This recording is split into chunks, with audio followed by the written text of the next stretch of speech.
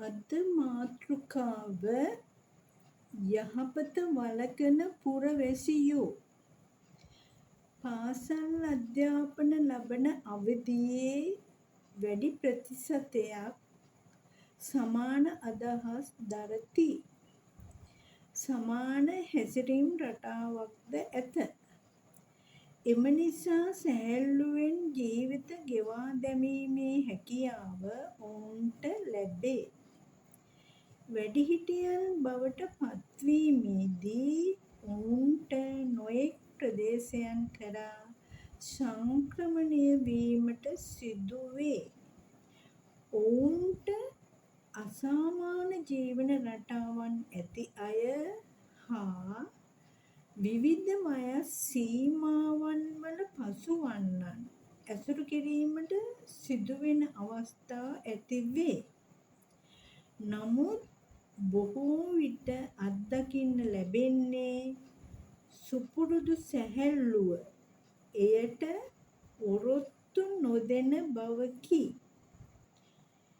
කේලම් හොයන සහ කේලම් කියන වැඩි ප්‍රතිශතයක් සමාජයේ සිටීම එයට එකම හේතුව වී ඇති බව හොඳින් සිතා බලන විට වැටහේ.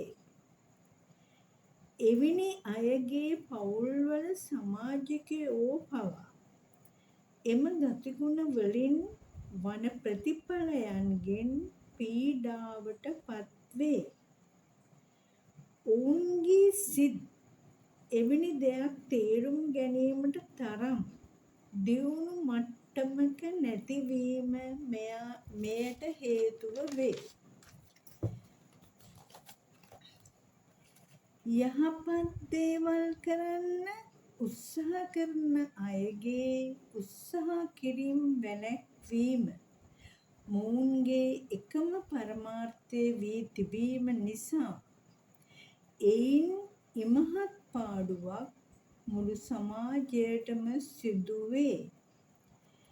ප්‍රගතිය කරා ගමන් කරන්නට උත්සාහ දරන වැඩි පිරිසක් සමාජයේ සිටිති. මේ සඳහා මොළය පමණක් යෙදවීම ප්‍රමාණවත් නොවන බව එම අයට නොවැටහීම අවාසනාවකි. සිත දියුණු කර ගැනීමේ මාර්ගයට යහුසුලුව ගමන් කිරීම මේ සඳහා එකම විසඳුම වේ.